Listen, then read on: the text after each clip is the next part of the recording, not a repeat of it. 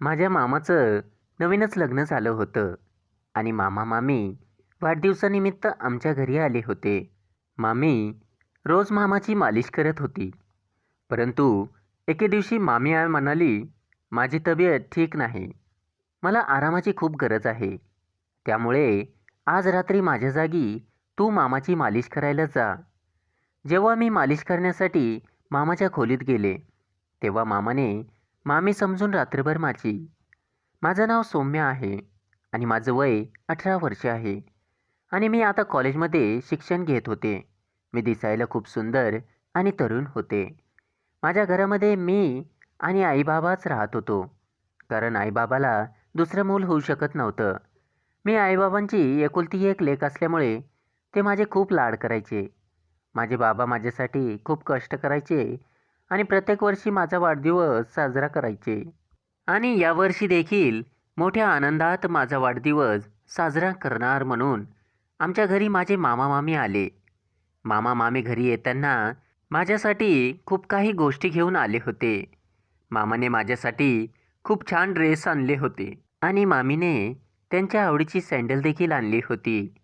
आणि मामी आता 4 दिवस आमच्या घरी राहणार होते. आईने त्यांच्यासाठी जेवण बनवलं होतं. मामाला माझी खूप काळजी असायची. ते माझ्यावरती खूप प्रेम करायचे. मामी दिसायला खूप सुंदर आणि शरीराने भरदार होत्या. मामा मामी दोघे स्वभावाला खूप चांगले होते. आईच्या हातचं जेवण हे मामाला खूप आवडायचं. रात्री वाढदिवस साजरा झाल्यावर आम्ही सर्वांनी जेवण केलं आणि आईबाबा झोपायला गेले.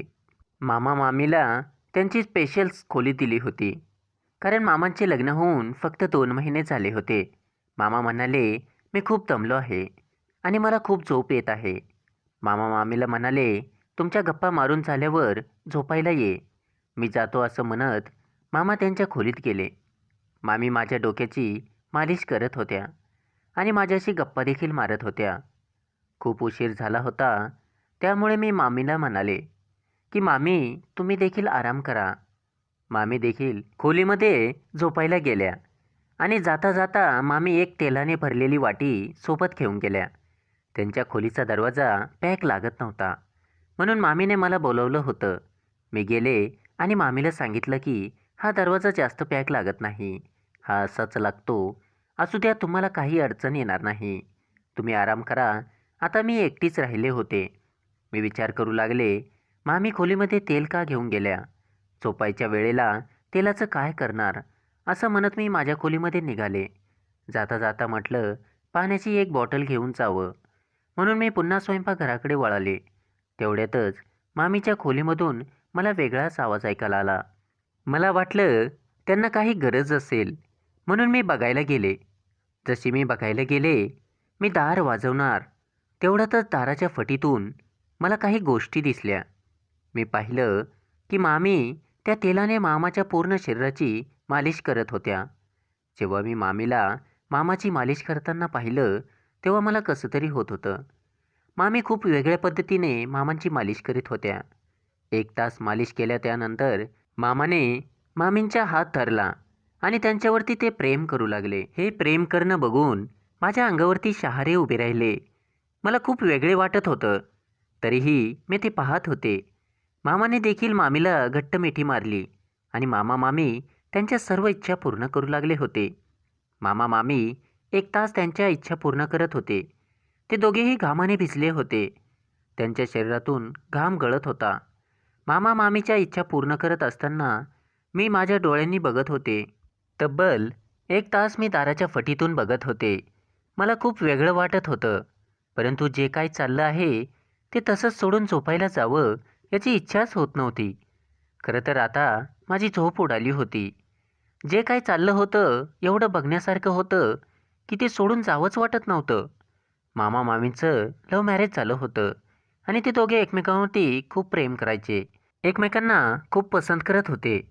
जे काय त्यांच्यात चाललं आहे ते बघून तर मला पक्का विश्वास बसला होता की त्यांची जोडी ही कधीच तुटू शकत नाही. मामी आता खूप थकल्या होत्या आणि त्या मामाला म्हणाल्या की आता बस करा, मला खूप दम भरला आहे, आणि त्या पाणी पिण्यासाठी स्वयंपाकघरात येणार होत्या. त्यांचे बोलणे ऐकून मी पटकन स्वयंपाकघरात गेले. आणि पाणी पिण्याचे नाटक करू लागले.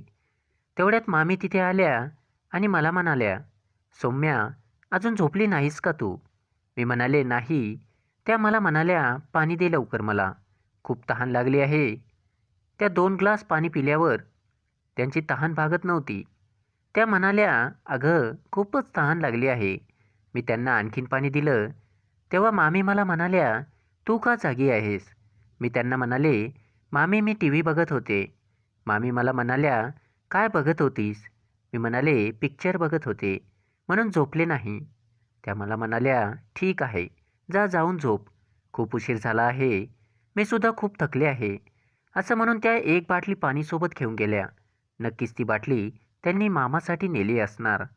आणि मामी त्यांच्या खोलीमध्ये गेल्या आणि मी देखील माझ्या खोलीत गेले आणि माझ्या बेडवरती पडले. मला झोपच येत नव्हती.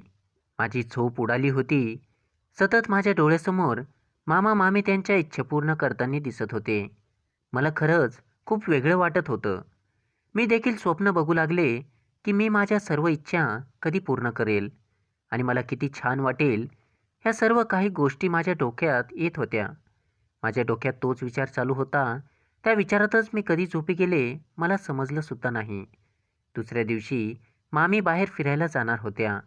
त्या फिरायला गेल्या आणि येता येता दवाखान्यामध्ये सुद्धा गेल्या. घरी आल्यावर मामी मला म्हणाल्या, "सौम्या, माझं शरीर खूप दुखत आहे, म्हणून मी डॉक्टरांकडे गेले आणि औषध पण घेऊन आले." मी म्हणाले, "मामी, स्वतःची काळजी घ्या."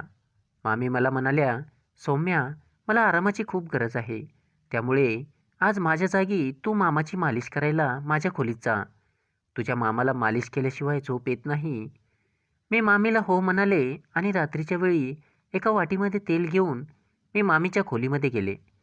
मामा मालिश करण्यासाठी तयार झाले होते. खोलीतला लाईट बंद असल्यामुळे मामाने मला ओळखले नाही आणि मग मी मामाची मालिश करायला सुरुवात केली. तेव्हा मामा म्हणू लागले, "रोजच्यापेक्षा आज जरा जास्तच चांगलं वाटत आहे." माझ्या तर इच्छा जागृत होऊ लागल्या. असं म्हणत मामाने मला जोरात मिठी मारली. तेव्हा मी भारावून गेले आणि मामाला मिठी मारली आणि आम्ही आमच्या इच्छा पूर्ण करू लागलो. 1-2 तास आम्ही आमच्या इच्छा पूर्ण केल्या. तेव्हा मी मामाला म्हणाले, "मामा, बस झालं. मी खूप थकले." तेव्हा माझा आवाज ऐकून मामा भानावर आले आणि म्हणाले, "सौम्या, तू माझ्या खोलीत आणि तुझी मामी कुठे आहे?" "सौम्या, मला माफ कर. मी मामी समजूनच तुझ्यासोबत. आपल्यात जे काही झालं ते तुझ्या मामीला कळू देऊ नको. नाहीतर ती मला सोडून जाईल. मी तिच्याशिवाय राहू शकत नाही." असं म्हणत मामा पुन्हा माझी माफी मागू लागले. तेव्हा मी मामाला माफ केलं आणि माझ्या खोलीत जाऊन झोपले. सकाळी जेव्हा मी उठून खोलीतून बाहेर आले, तेव्हा मामा मामी त्यांच्या घरी जायला निघाले होते. मामाला खूप वाईट होतं. मामा माझ्याकडे पाहत सुद्धा नव्हते. मामा आणि मामी हे एकमेकावर खूप प्रेम करायचे. मला तर त्या दोघांची जोडी खूप आवडायची. दोघेही खूप चांगले होते. ते त्यांच्या घरी निघून गेले. जातेवेळी मामी मला म्हणाल्या, "काळजी घे आणि तुझ्या देखील सर्व इच्छा लवकरच पूर्ण होतील." मला त्यांचं बोलणं हे समजत होतं. मामी म्हणाल्या, "सौम्या, आमच्या घरी ये कधीतरी." मी म्हणाले, "हो मामी, नक्कीच येईल." मामीच्या बोलण्याचा मला खूप आनंद झाला होता. मी मामीला आनंदाने जोरात मिठी मारली आणि त्यांना आरामाने जा म्हणून सांगितलं. अशा प्रकारे मामा आणि मामींकडून त्या 4 दिवसात मला खूप काही गोष्टी समजल्या होत्या. मंडळी, जर तुम्हाला कथा आवडली असेल तर व्हिडिओला लाईक करा आणि चॅनलला सबस्क्राईब करा. धन्यवाद.